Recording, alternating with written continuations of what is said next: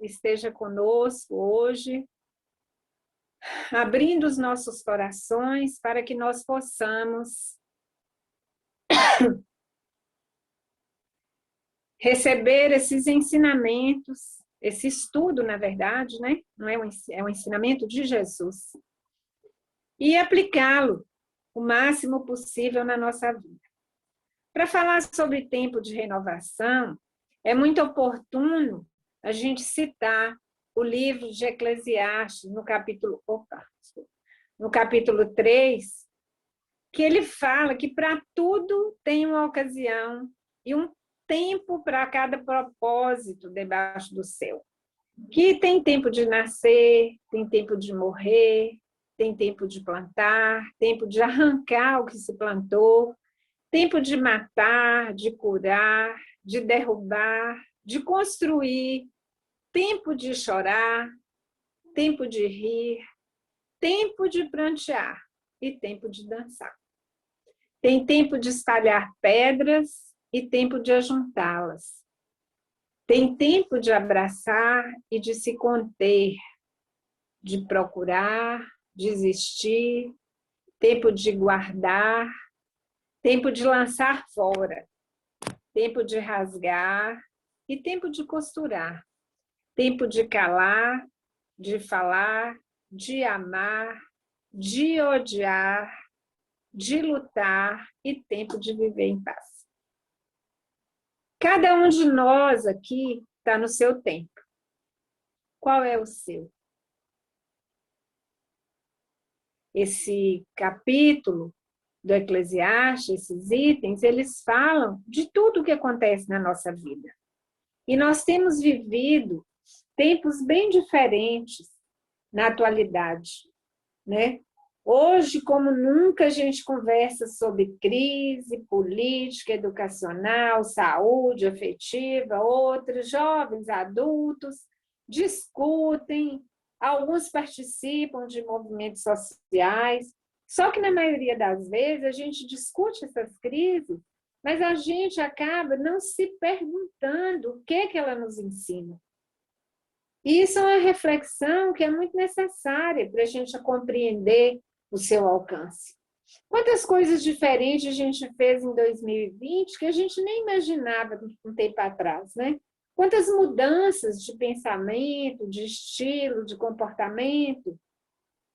Normalmente a gente vive imerso nas alegrias, nas tristezas de cada dia, sem pensar no amanhã, sem pensar, na verdade, na imaterialidade de tudo que nos rodeia e pelas quais a gente luta, sofre, chora, se angustia, sem nos dar conta nessa rotina diária que somente o espírito e suas aquisições são imortais. E a gente não pensa que nós espíritas somos diferentes, não. Porque nós também, infelizmente, nós ainda vivemos o dia a dia valorizando mais as coisas materiais, muito mais do que as espirituais. A gente se esquece, como diz o nosso amiguinho Pedro, de pensar como espíritos, que é o que nos levaria a ter um comportamento essencialmente diferente das demais pessoas. Então, esse ano de 2020, ele vai ficar marcado na história como um ano terrível de sofrimento, de morte, mas tudo tem dois lados, né, gente? E ele vai ficar marcado também para muitas pessoas, como muitas descobertas interiores que elas fizeram de si mesmas. Porque realmente foi uma oportunidade única para quem soube aproveitar esse momento de solidão para amadurecer em todos os sentidos. Compreender, tolerar, ser mais indulgente, benevolente, né, uns com os outros, é uma oportunidade ímpar de amadurecimento espiritual. Para isso, a gente precisa entender em que tempo nós estamos. Porque eu sou muito mais capaz de resolver meus problemas se eu souber em que tempo eu estou. Se é de calar, de sofrer, de falar, de esperar, não importa. Quando eu reconheço o meu tempo, eu começo a aprender minha lição. E 2021 começou de uma forma bem diferente de todos os anos passados das nossas vidas, não foi? Nós e nossa família, ainda amedrontados, né, por essa pandemia que parece que não vai acabar nunca, nossos filhos sem a escola tradicional, sem liberdade, o nosso trabalho desenvolvido de forma virtual, a gente nunca pensou que isso ia acontecer, e diferente, né, para a maioria das pessoas, nossos parentes, amigos, afastados ainda de nós, as nossas dúvidas, nossas ansiedades sem resposta, e pior, né, gente, sem data para terminar. Nós sabemos que tudo passa, e isso também vai passar. Mas o nosso imediatismo com a vida e as coisas, elas acabam muitas vezes nos deixando doentes de ansiedade. Essa semana eu vi um post na internet que mostrava 4 crianças em 1937, olha bem, quase 100 anos atrás, ouvindo aulas pelo rádio, na época da pandemia de poliomielite. Passou, graças a Deus. Como disse, né, nossa mãezinha Maria Santíssima, isso também passa. E a gente pode dizer, né, que aqui no Brasil a gente começa verdadeiramente nossas atividades após o carnaval, mas o carnaval desse ano também foi muito diferente. Por causa da pandemia, muitos excessos deixaram de ser cometidos. E como nós sabemos, é uma festa do país inteiro que a maioria das pessoas aguarda com ansiedade. Mas a gente também sabe que é uma festa de excessos de toda ordem. Algumas pessoas acham que se divertir é cometer todo tipo de desatino. Não sei porque que muita gente acha que no carnaval vale tudo. Falta de educação, abuso, grosseria, grito, como se fosse obrigatório as pessoas mudarem suas personalidades, se manifestar fora dos padrões. Claro que existem pessoas que brincam sadiamente, ficam alegres pela oportunidade de descansar, de dançar, de se divertir, como na verdade deve fazer os verdadeiros cristãos de modo geral.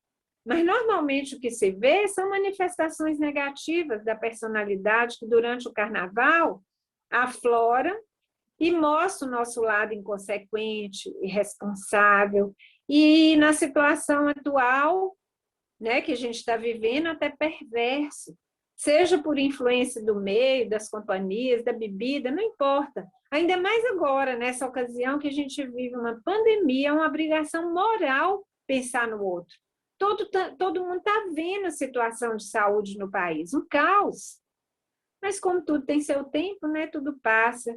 E hoje nós temos as consequências de quem não pensou, né, no que poderia acontecer com as suas atitudes, mas também temos silêncio, paz na nossa rua, porque é tempo de pensar, gente, no ano que vai devagar, desenrolando seus dias, com todos os problemas, alegrias, tristezas que nós temos que vencer. Nós, espíritas, a gente sabe que o tempo é um tesouro que nós não podemos desperdiçar.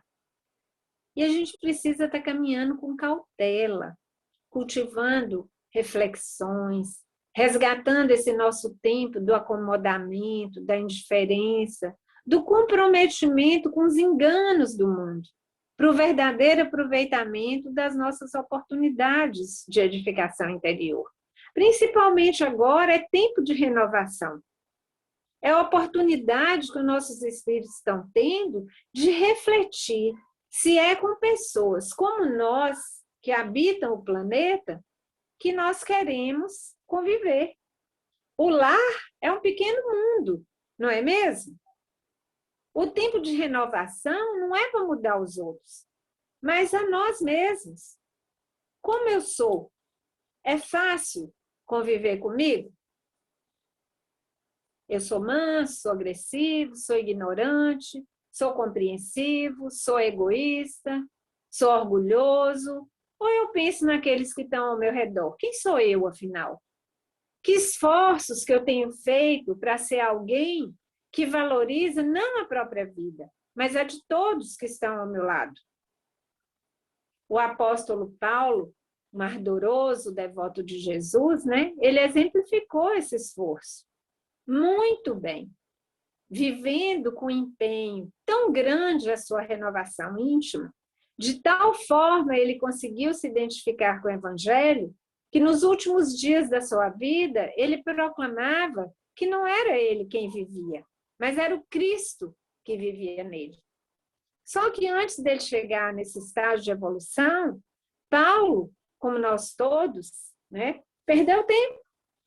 Assim como Maria Madalena, Zaqueu, Lázaro e outros personagens, né, da história, com certeza hoje eles já alcançaram um patamar evolutivo bem mais alto, graças aos esforços de renovação.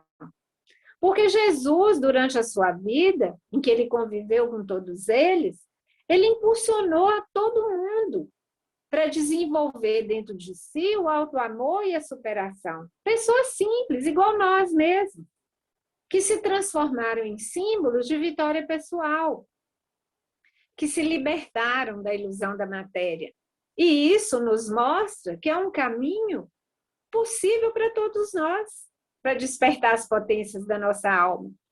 Dias da Cruz, ele nos compara à natureza, quando ele diz que nosso tempo é o tempo da semente, que germina, cresce, floresce, frutifica. E a cada etapa nós vamos nos desenvolvendo mais e diferentemente, é claro, né?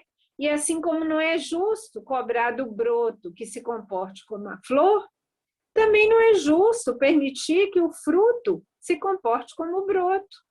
Eu não posso pedir a uma criança que se comporte como um adulto.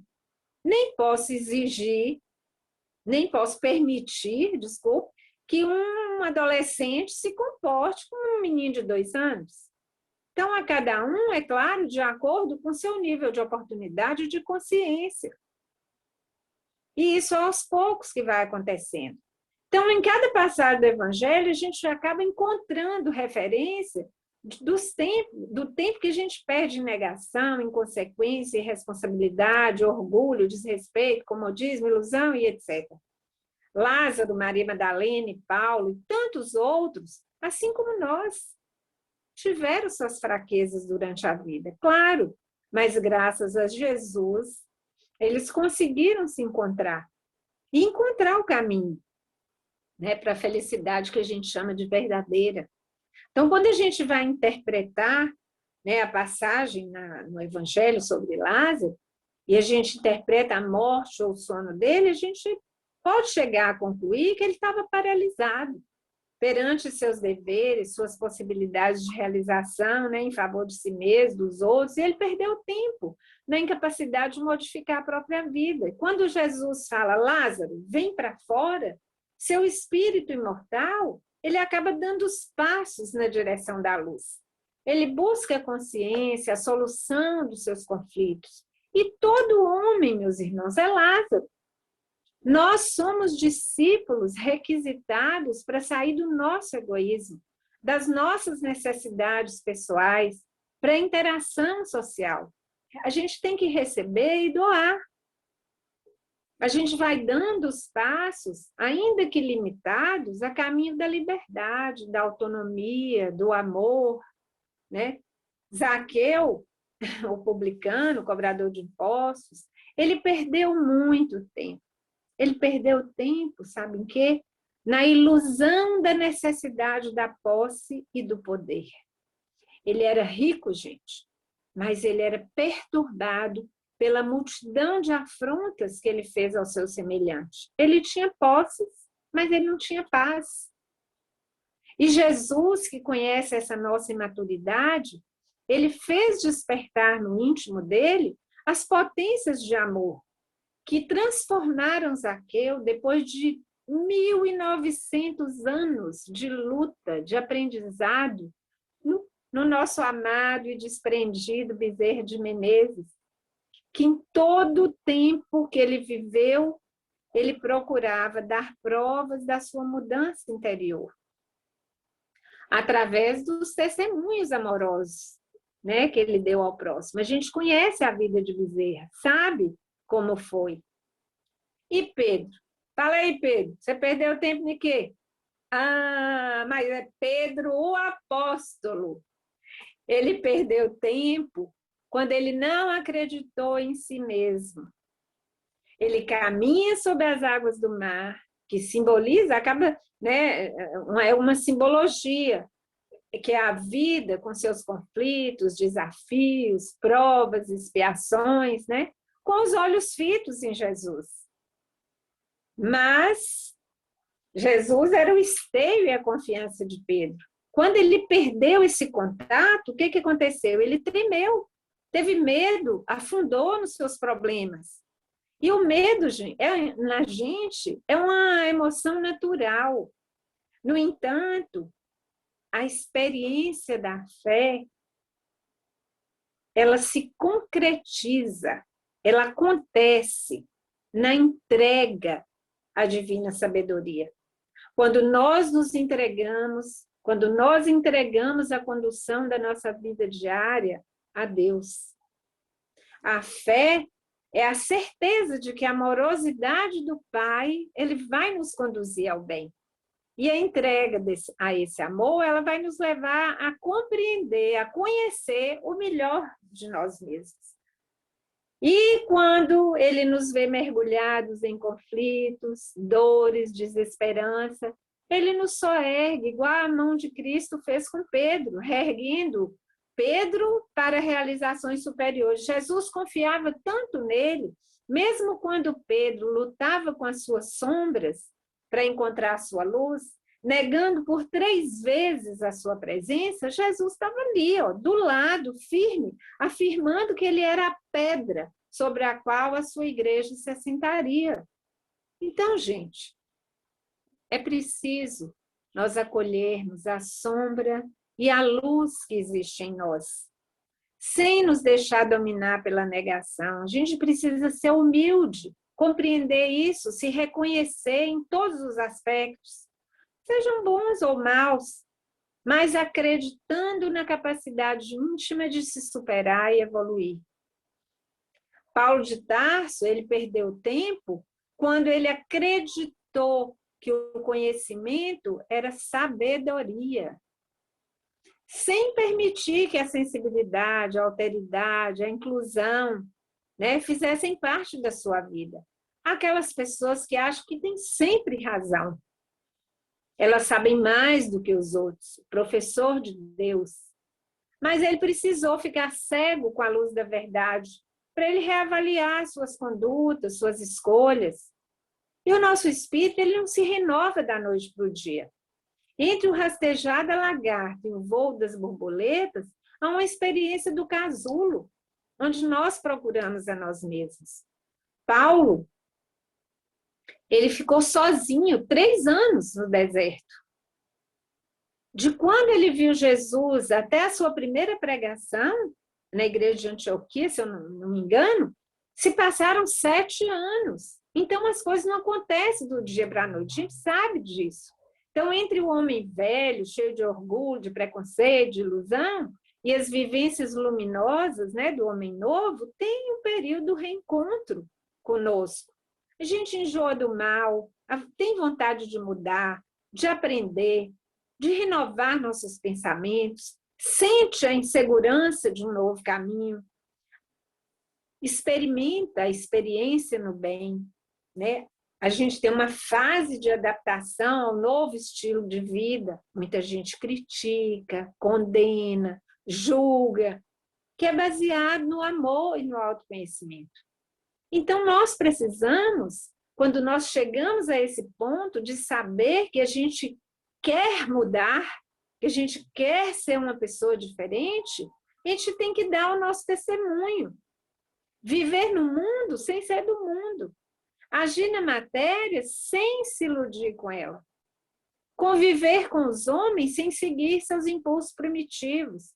Eu acho que a maioria das pessoas que estão aqui já conhece aquele caso que o Haroldo conta na palestra dele, né, que ele pegou o filho na escola para ir para casa, 6 horas da tarde, a hora do rush em Belo Horizonte, o trânsito é terrível. e aí alguém deu uma fechada nele, e aí ele sentiu brotar dentro de si aquele homem primitivo que ainda vivia no fundo de seu espírito, no fundo da sua alma. Então, nós precisamos nos transformar de Saulo, o homem do mundo, em Paulo, que é um espírito consciente, de lagartas rastejantes até leves borboletas. E Maria Madalena, mulher como nós, que estamos aqui assistindo, né, o estudo, perdeu quanto tempo nas ilusões do mundo, da beleza, da vaidade, né, dos amores falsos, que enganam, que angustiam nosso coração? Na verdade, todos nós, homens e mulheres, buscamos um amor verdadeiro na presença física de outro ser humano. Mas nós só vamos encontrar esse amor puro quando nós pudermos projetá-lo ao outro, como fez Jesus, que não condena, não julga, que perdoa. Ele apenas aconselha, vai e não peques mais. Mas a gente fecha o nosso coração aos sentimentos bons, verdadeiros, por causa das decepções, das angústias passadas. A gente julga, a gente é julgado a todo momento. E a gente acaba se fechando para o próximo. Mas o único ser que nos conhece verdadeiramente, totalmente, nos oferece o amor incondicional para a nossa libertação. E isso é através da nossa renovação interior. É por isso que o tempo é importante. As ponderações de Paulo, elas trazem até nós a reflexão sobre esse presente inestimado que Deus nos deu para a nossa jornada, o tempo. E ele é como uma moeda, que tem muitas divisões. O milênio, o século, o ano, o dia, a hora, o minuto, o segundo, né? E assim como uma moeda, o tempo tem dois valores, um nominativo e um real. Mas o valor real do tempo vai depender da qualidade que nós dermos ao seu uso. Por exemplo, a gente pode pegar um punhado de ouro e cunhar uma moeda e darmos a ela um valor determinado. Alguém em outro país vai pegar outro mineral e cunhar uma outra moeda, cobre, qualquer coisa. Mas, na verdade, o valor real é da qualidade do minério. Apesar das duas terem o mesmo valor nominal, todo mundo vai preferir a de ouro, que tem uma qualidade incontestável. Por exemplo, numa reunião como a nossa, hoje, né, a gente tem aproximadamente 1 hora. Se fosse no grupo espírita, seria 1 hora e meia, né? Para todo mundo, exteriormente, o valor é igual. 60 minutos de aprendizado, né? São mais de 3.000 segundos, cujo valor real vai depender do nosso comportamento aqui. Então, para quem organizou, para quem está expondo, né? Para quem faz uma prece, para quem lê uma mensagem, esse tempo ele é utilizado no esforço espontâneo em favor do semelhante. E ele vai resultar num patrimônio espiritual, é um crédito que a gente tem na espiritualidade, além da experiência, porque a gente sabe que é cada um segundo suas obras, né? E para quem está assistindo? O aproveitamento ele vai depender de quê? Do empenho em participar da reunião. Como? Investindo a atenção, o interesse legítimo de aprender a favor de si mesmo. O ouvinte desatento, aquele cujo corpo está presente, mas o pensamento está distante, que se submete, né, mecanicamente, apenas por obrigação, ele está desperdiçando, jogando fora seus 60 minutos. Porque onde quer que nós estejamos, a gente pode adquirir patrimônios valiosos de experiência, de conhecimento, de virtude, de sabedoria, se nós não deixarmos que se escoem os minutos, as horas, os dias e os anos mergulhados na indolência, na indiferença, na ilusão. Um século, meus irmãos, pode significar na espiritualidade ou na Terra a preparação e a vivência de valores que nós jamais vamos perder. Mas se nós não soubermos fazer bom uso dele, um século pode representar para a gente a semeadura de inconsequências, de vício, de rebeldia, de desatino, com a colheita obrigatória de sofrimento, de perturbações. Então, é preciso que nós aproveitemos as horas com qualidade. E a gente pode começar se analisando. Com o que nós perdemos tempo? Não é apenas perder, mas até o comprometimento do nosso corpo com algumas repercussões negativas no futuro. Por exemplo, um fumante. Quanto tempo ele perde ali naquele ritual das baforadas? Quantas horas ele precisa trabalhar para alimentar seu vício? Quantos dias ele vai abreviar sua existência? Quantos anos ele vai sofrer depois com os desajustes do seu perispírito? O maledicente, quantos minutos perde diariamente fofocando, ainda mais agora com WhatsApp, Instagram, Twitter, Facebook e coisas mais, divagando sobre os aspectos menos edificantes da vida alheia. Quanto tempo ele vai levar para reconstruir os males que a palavra inconsequente dele causou? O propósito de vencer um vício, de ganhar em qualidade de vida, de valorizar o tesouro do tempo, de disciplinar a palavra e as emoções, de treinar a paciência, de dispor-se a aprender, desejar servir e muito mais, deve e precisa fazer parte do nosso empenho de cada dia. Deus oferece a bênção do tempo, não é à toa. É para as nossas experiências humanas, mas a gente não tem dúvida que a gente vai receber a conta pelos gastos, né, na aferição da nossa vida. Se a gente usar bem o nosso tempo, a gente tem a chance de reescrever a nossa história de forma diferente. O que nós estamos fazendo com o nosso tempo?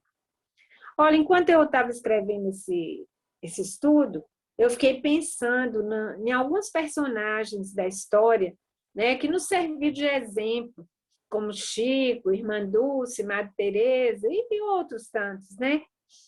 E fiquei pensando, como será que eles reagiriam aos convites do mundo fora do foco em que eles direcionaram, que eles colocaram sua vida? Vocês imaginam Irmã Dulce deixando de atender alguém lá no Brisa, porque ela não queria perder a praia pela manhã? Ou Chico deixando de receber a mensagem de Emmanuel, porque ele tinha um churrasquinho com os amigos? Ou Madre Teresa, porque ela estava doida para ver um filme que ia passar na Netflix? Eu fiquei pensando, não que isso seja proibido, mas quantas vezes a gente deixa de atender uma pessoa aflita, ou a gente perde um estudo importante, por puro comodismo, preguiça, relaxamento. Gente, olha, eu falo isso mais para mim mesma, viu? Porque realmente eu fiquei refletindo sobre a diferença entre nossas atitudes e as deles. É uma coisa realmente a se pensar. Se nós analisarmos os nossos defeitos, a gente vai saber intuitivamente o que nós fomos em outra encarnação, porque os defeitos não se extinguem da noite para o dia. Igual a renovação. O nosso tempo de renovação é longo, então a gente também não pode perder tempo. Emmanuel, ele fala que até os 7 anos, o espírito da criança ele ainda não se integrou plenamente à matéria orgânica, e por isso ele está sujeito às influências exteriores. Daí a responsabilidade dos pais na sua orientação, na evangelização. É por isso que fala que a criança grava, aprende tudo até os 7 anos, e depois é mais difícil. É aí que nós vamos formar o caráter dos nossos filhos, porque na adolescência aparecem lá as primeiras manifestações do inconsciente, nossas vidas passadas, e se cristalizam na nossa personalidade se a gente não souber nos autoeducar e educar os nossos filhos, para a gente evitar os mesmos defeitos de antes. Na idade adulta, a gente já está de posse de todo o nosso arquivo mental inconsciente, do passado, consciente, do presente. Então, a gente vai fazer para a gente conseguir preparar um futuro alegre, risonho e não de dores? Então, antes de tudo, para prevenir anos e até séculos de sofrimento, a gente precisa contar o tempo e cunhar num material que tenha valor, como as moedas de ouro. Transformar as nossas horas em os minutos, em os segundos, em um momento de alegria, de paz, de harmonia, de solidariedade. Não quer dizer que a gente tem que trabalhar até a exaustão, né, gente? Ou passar os dias visitando doente, mas que cada minuto vivido seja com o pensamento, a consciência tranquila de não estar fazendo mal para ninguém. Nada que prejudique o nosso próximo, nem a nós mesmos, é claro. E também a gente não desperdiçar o nosso tempo com o ócio, com a preguiça, que não amadurece, não faz o espírito da gente crescer. Toda sexta-feira a gente se reúne aqui com o intuito de ouvir o quê? O que nós procuramos aqui na nossa reunião? A gente quer ouvir coisas que façam o nosso espírito crescer, se tornar mais confiante, mais forte nas lutas do dia a dia. A gente gosta de ouvir as palavras que acalmam nossas angústias, que suavizam as nossas tristezas, que fortaleça a nossa fé, que insufle a nossa confiança. Mas também a gente precisa ouvir o chamado do mais alto, que nos induz a lutar, a sair do marasmo, da acomodação, da preguiça mental, que leva a gente a deixar tudo para amanhã, tudo para depois. Então, aqui nós ouvimos o chamado do Evangelho toda semana, e nós sabemos que as palavras de Jesus, elas são um remédio milagroso, né? Que torna nossos dias mais alegres, nosso futuro mais confiante. Então, às vezes, a gente vem em busca da cura, até dos nossos males físicos. A gente toma um passe, água fluidificada, pede ardentemente aos espíritos de luz que nos ajudem, nos protejam, e ficamos em casa, confiantes. Raramente nós pensamos que, por um acaso fortuito, a gente pode desencarnar amanhã. Amanhã é sábado, né, gente? A gente tem nossos planos, fazer a feira, ir ao clube, fazer faxina, caminhada, tem que fazer almoço, uma visita, futebol, aquele filme, ler muito, churrasco. E, de repente, ai, ai, quem bate a nossa porta? A morte. Não precisa nem ser a nossa morte, mas de alguém que a gente ama muito. Aí, então, meus irmãos, nesse sábado fatídico e em muitos outros, a gente vai se lembrar dessas reuniões, onde tantas vezes a gente veio pedir, suplicar, onde tantas vezes a gente, graças a Deus, foi atendido, e muitos de nós nos esquecemos das principais recomendações que a gente ouve semanalmente, que nos prepara para esse momento do desencarne, nosso ou de alguém, que é o amai-vos e instruí-vos. E fora da caridade não há salvação. O que nós estamos fazendo com o nosso tempo? Nós estamos cunhando ele em ouro ou em papel? Essa nova era que se aproxima, ela vai trazer provas irrefutáveis que a vida continua muito mais viva após a morte. E aí todo mundo vai entender, com a ajuda da ciência, o objetivo da gente estar aqui, né? O espiritismo, ele aguarda a ciência do outro lado do véu que separa o mundo visível do invisível. E nós, espíritas, a gente é o guardião desse portal que separa os dois mundos. Há um século e meio a gente vem convidando todo mundo para partilhar essa travessia, porque nós descobrimos que nós somos os reais engenheiros e construtores do nosso futuro. Então, a gente precisa utilizar pelo menos um pouco do tempo que nos resta na busca de realizações que não sejam um desperdício na nossa vida espiritual, que é lá que nós vamos viver forever, é lá que nós vamos viver para sempre. Então, meus irmãos, que a gente tenha esse tempo de reflexão, para a gente renovar as nossas atitudes, para a gente renovar os nossos pensamentos, para a gente aprender a conviver com as pessoas. Claro que primeiro em casa, que é onde nós estamos, que é o nosso mundo, é o nosso planeta. Não sejamos pessoas difíceis de conviver. Sejamos pessoas que compreendem, que toleram, que amam e principalmente pessoas que perdoam. Que Jesus possa ficar conosco, nos abençoar a todos, que possamos refletir sobre a renovação do nosso tempo, né? E cada um de nós pensar em que tempo você está, para que a gente possa amanhã conseguir amadurecer realmente o nosso espírito. Que Jesus fique conosco hoje e sempre.